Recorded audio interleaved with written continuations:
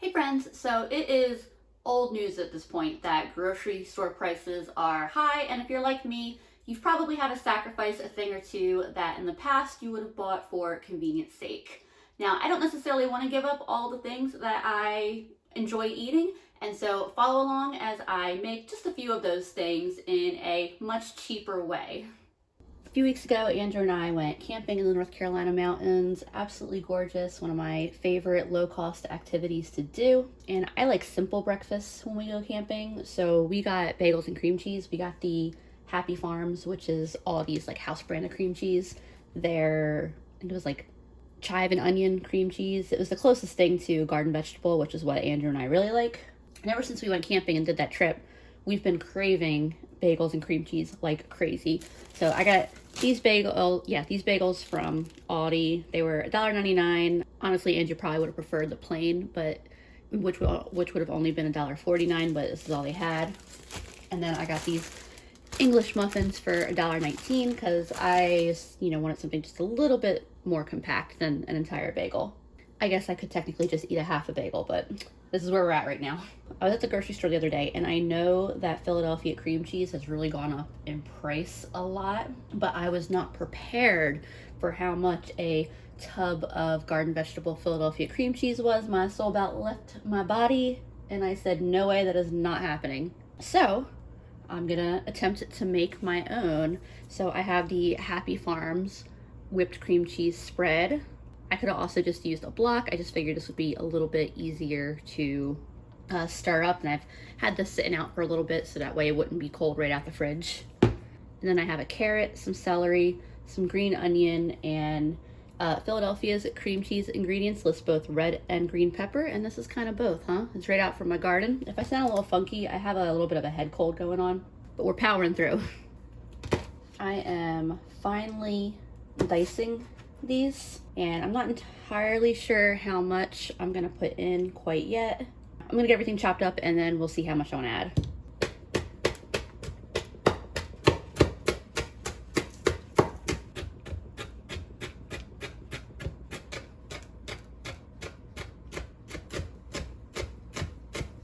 There are my veggies. If I do happen to need any more, obviously I can chop some more up. From my understanding, homemade cream cheese blends like this need to be used within like 3 or 4 days. So I'm not gonna use this entire tub at once. Also because I don't know how it's gonna turn out. Although Andrew has already joked with me that it's only gonna last a day. I feel like I'm pouring myself or getting myself a bowl of like ice cream, like vanilla ice cream, or even like a Cool Whip or something. Probably could have done all of this, by the way, in a food processor. My immersion blender has a little food processor attachment, which is really lovely, but for this little bit, I didn't feel like pulling it out. I'm just gonna add most of this, honestly. I've got enough cream cheese that I can add more cream cheese. I'm also gonna add a little dash of pepper. Yeah, the cream cheese is super soft, very easy to mix. I'll give it a taste in a minute here and see if I want to add any, like maybe onion powder. I was thinking might be nice. I don't know if we have celery salt or not, but I feel like celery salt would also be really delicious. I tasted it and it is really delicious. Everything has a really nice crunch, but it's very fresh and not like chewy. That was a thought I had with like the carrots and stuff, because the carrots are especially hard, but everything is so finely diced and the flavors really come through. That green onion really comes through. That celery really comes through. It's very, very nice. All right, I'm ready to whip out the toaster. And by the way, there's enough here to make a whole nother batch in a few days. This would also be really good to put out at a party with some crackers or something. It's a very, very delicious, fresh tasting cream cheese. Y'all, that hits the spot. I don't know if I'll ever be able to shell out for pre-made garden vegetable cream cheese again, because this was so easy, so quick. If I hadn't been taking the time to film it for y'all, it would have been like a 5-minute endeavor, if that. Whatever we don't use right now, I'll put this in a container, seal it up, put it in the fridge, and we will eat it for the next couple days. All of the ingredients were things that I already had in the house. A little bit of celery, a little bit of green onion, a little bit of carrot, and then the pepper from my garden. Will definitely be doing this again, absolutely. A few months ago, my mom had gotten some kind of really good deal on this package of Bourbon Brothers garlic parmesan chicken. I think regular price was around $7, and it's advertised as being about 3 servings. It's basically sliced white meat chicken in an oil-based garlic and parmesan sauce. We served it with steamed carrots and potatoes with the sauce poured over everything, and it was so good I immediately was like, let me see the package, I bet I can make this myself. And the first thing that you see is liquid margarine, which is basically oil. And then it's garlic, Parmesan cheese, broth, seasoning, and lemon juice. Pretty straightforward. I've made this once so far, and it was really good. I'm gonna do it again tonight. This is the chicken that I got to make it. It is so dark and almost looking more like tuna or salmon because it is pre-seasoned. I don't normally buy pre-seasoned chicken except for when it is marked down like this. So, you know, this piece was 77 cents, this one was 77 cents. And then this one was 87 cents. So I paid less than $3 for all the chicken that I'm gonna use tonight. It's boneless, skinless chicken breasts. I have some white rice going in the rice cooker. The last time I made this, I once again did potatoes and carrots, except that I roasted them. Today I'm gonna do rice and asparagus and carrots. I have the oven preheated to 425, and I'm gonna set this chicken to the side and start heating my pan with some oil in it. To start, I'll rinse off my asparagus. I always save these rubber bands because they are pretty strong, good quality. They don't break real easy, and so I use them for all kinds of things in the kitchen and around the house. So with asparagus, you generally just want to cut these woody kind of ends off. They can be a little tough, a little hard to chew, so it's just nicer if you cut them off. I need to sharpen my knife, y'all. That's okay, we're not doing too terribly much cutting tonight. And then I like to cut my asparagus in half. And I'm just gonna do that for all of it. I like to season my asparagus pretty simply. Some olive oil or whatever oil you happen to have. Some salt. And some pepper. This would be easier if I just tossed it with my hands, but I don't feel like getting my hands all oily right this second. And then dump this bowl into a sheet pan. I'll cook those in the pan until both sides have a nice sear, and then I'm gonna crank the heat way down and put a lid on it. For the carrots, I think I'm just gonna cut them in half.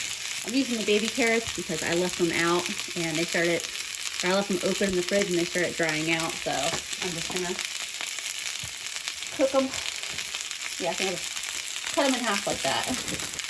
I haven't put the asparagus in yet because it doesn't take that long to cook, and I don't want it to get cold and mushy while I'm waiting for everything else to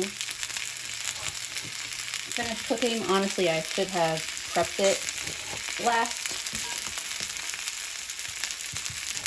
but it was what was in my hand first, so I just wasn't really thinking about it.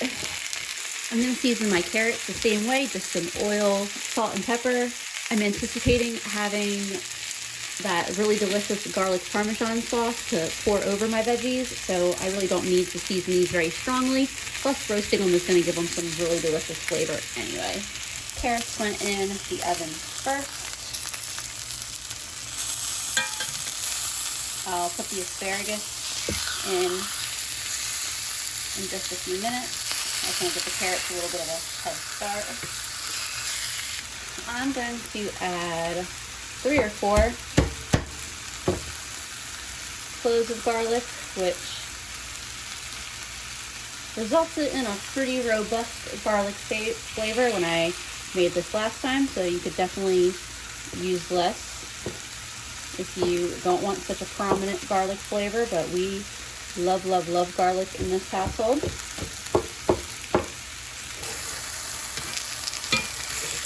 These are looking good on both sides, so I just turn the heat way down and they're getting a lid. And I'll check on the temperature of those in just a few minutes. I don't want to overcook them because nobody wants super dry chicken.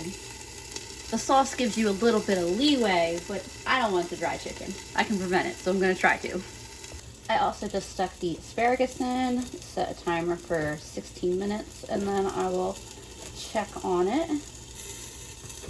The chicken definitely won't take that long to cook, but I'll wanna give it a few minutes to cool down and rest a little bit before I try slicing it up. All right, I got my little mountain of garlic right here. That can go into the bowl. I think I am done. No, I'm not done with the cutting board, but I am gonna put it aside. Next comes some oil. I don't know exactly how much oil.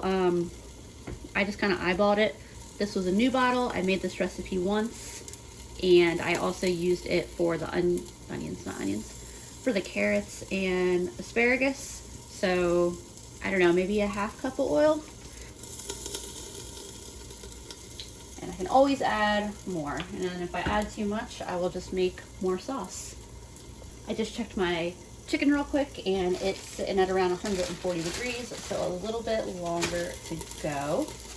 I have a block of Parmesan here, which y'all have never seen me use before. It's always been the, you know, the green jar stuff. This is from Aldi, and it's not too bad. It's just a little over $4 for an 8-ounce block of it. One of my lovely internet friends out there, Karen, sent me a little package, and this was one of the things that she sent me, was a little microplaner, and I've been so hesitant about getting one of these forever because I'm like, am I gonna use it? And first off, like, thank you so much to Karen for like the thoughtfulness. Basically, she said she wanted to, like, you know, give me a few things that she thought I might like to help make kitchen prep a little easier in the videos and such. And I have decided that a microplaner is one of those things that is like, this thing is life-changing. Not to be dramatic, but I think I've used this thing probably like every single day since I got it. Not just for cheese, but also for ginger. I also don't have an amount to tell you to put the Parmesan. I'm just putting a bunch in, and then I will taste it in a bit and decide if it needs more. I'll probably also put a little bit of Parmesan on top of everything as well. The hard Parmesan block actually lasts me quite a while like this. I'm using a little bit, you know, this is a little bit heavy of a dinner for it, but in general, the freshly grated Parmesan has been lasting me quite a while, and it tastes stronger than the grated powdered stuff, so I don't have to necessarily use as much. In my case, I'm just gonna use some bouillon, so I'm adding water, but you could definitely use broth instead. I just don't have any handy at the moment.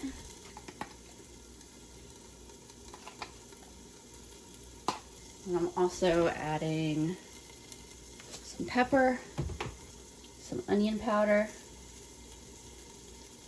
and it had a lot of Italian herbs in the ingredients, so I'm just going to do some of this garlic and herb all-purpose seasoning. And I do believe it mentioned red pepper flakes as well, so we'll get some of those in there too. It's a teeny bit small for this, but I bought this little whisk that's like silicone coated to use for videos, so I don't have to have that loud, you know, metal clinking on my bowls. This is looking pretty delicious so far. I forgot, I was gonna add a little bit of lemon juice. The carrots are out of the oven. They're looking gorgeous, and the asparagus just needs a couple more minutes. My pieces of chicken are right at 160, maybe a degree or two over for a piece in the center, so I'm gonna take them out now. They'll get to that 165 temperature as I have them off to the side here resting.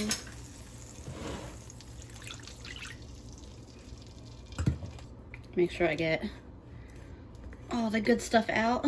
My asparagus is done cooking. I have the oven off, and I've opened it a couple times, so it's not super hot in there, and I've just got it sitting in the oven, staying warm. If it cooks a little bit more, that's okay. As my sauce heats up there, I'm gonna get myself a little cornstarch slurry here. You could use either a roux. You can either make a roux with flour to thicken it or use cornstarch. Chef's preference. I got a nice light simmer on this. I'm gonna get my cornstarch in there.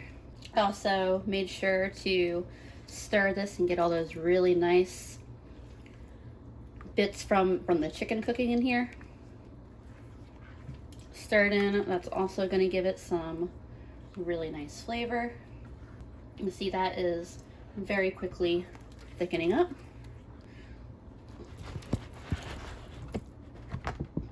I'll add the chicken back in. I definitely thickened it more than I did the other day when I made it, but the other day when I made it, I felt like it was too thin. So if I decide that next time I want it to be a little thinner, I'll just add a little less cornstarch.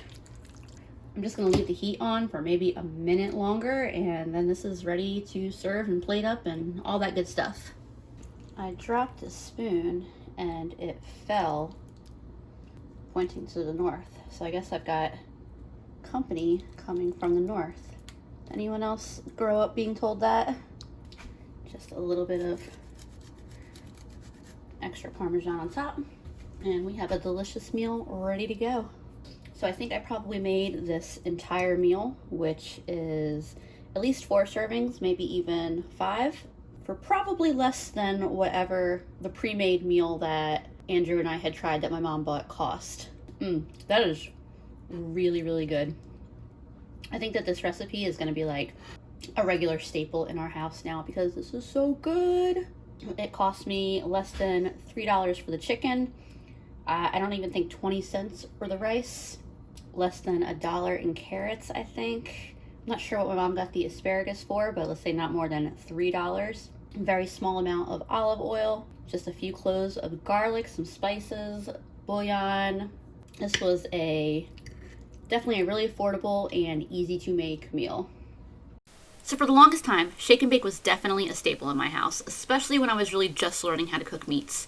At some point quite a while ago, I got frustrated with what I was paying for some breadcrumbs and a couple of plastic baggies and started breading everything myself. I was kind of shocked at how much the prices are nowadays, especially when compared to a container of breadcrumbs that has 5 times the product. So I'm going to show you how I make my own mixes, and in my opinion, it's just as quick and easy.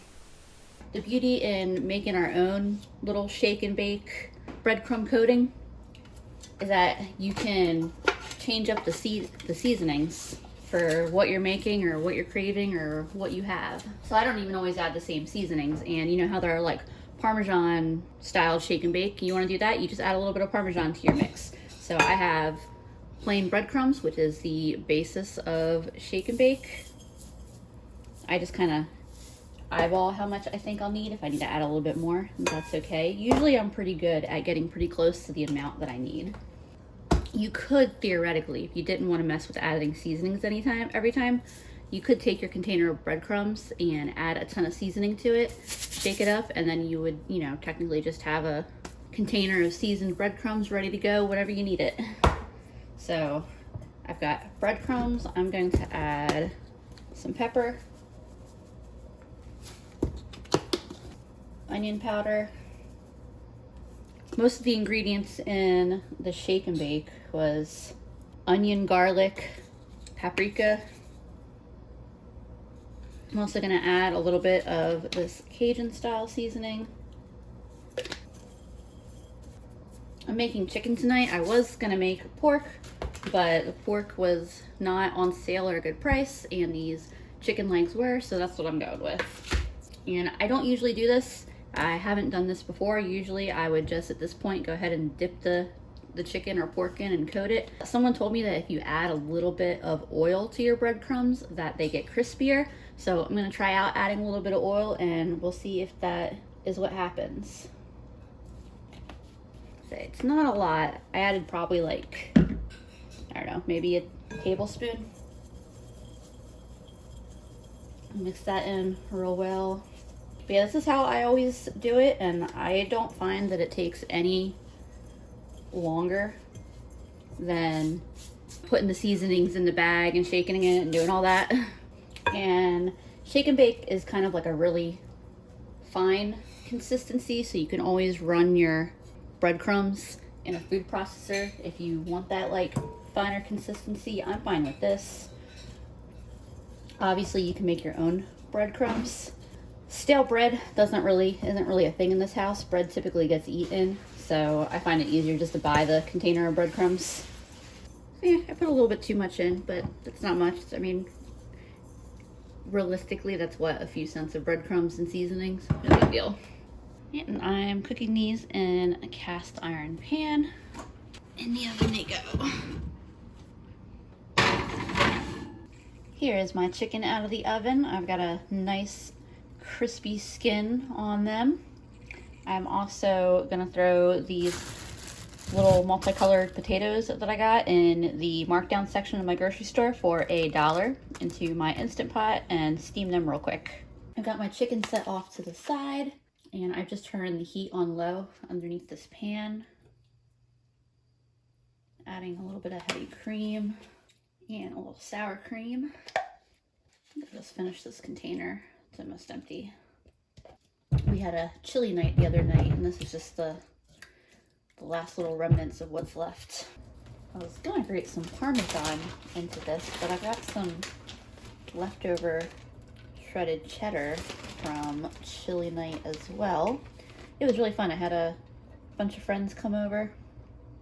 It wasn't very expensive to make a pot of chili, and I just asked my friends to bring drinks and sides, and it was a really good time. I'm not trying to make this overly cheesy. Looks like it should be almost hot enough to start melting. A little bit of pepper, a little cayenne. This is all coming together. I did add a splash of half and half as well. Yeah, I added heavy cream earlier. Now I added a little bit of half and half. I just wanted to thin it out a little more, and I realized I had half and half in my fridge that was a little bit older. It will all get used. I'm always adding a splash of one or the other here and there in my cooking. Also adding a little salt. I just tasted a potato in it, and a little salt is needed. And I think I'm gonna add a little bit of this stuff, this Tuscan and herbs seasoning. I think it'll be good with the potatoes. I lost a potato down the garbage disposal. I thought about cutting the potatoes in half, and now I'm wondering if I should have done that. I guess it's not too late, huh? I love these purple potatoes. They're so pretty on the inside. All right, that took only a minute, and I feel like that looks a lot better. And then heat's off on that, and then I have some green onions that are also left over from chili night. I feel like this is just use up my leftover chili night supplies. I just tried one of these potatoes. They are absolutely delicious. Y'all, I just had the dumbest thing happen.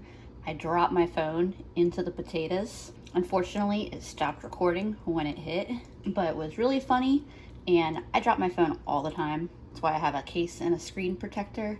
I dropped it 3 inches above my cast iron, and my cast iron pan cracked my screen protector. I also just heated up some peas, seasoned them with some salt. I am ready to get this plated up. Here's my finished dish for dinner.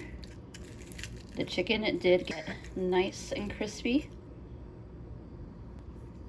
That is so good. And then I have some extra sauce in the pan that I can dip some of the chicken in once I eat all that really delicious breaded skin.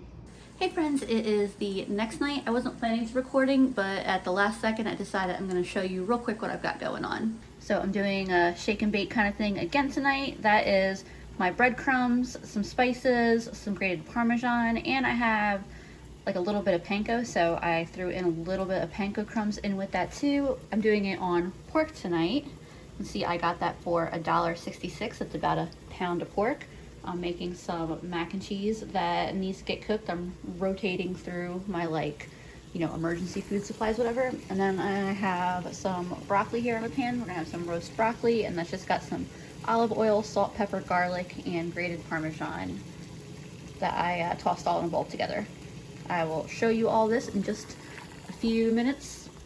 See, like I said, at this point, I'm pretty good at measuring close to the right amount of breadcrumbs that I'll need. This is going in the oven now. I've got my noodles in. These are thin pork chops, so they'll probably take like 13 or 14 minutes to cook. And ta-da! Super quick, easy dinner.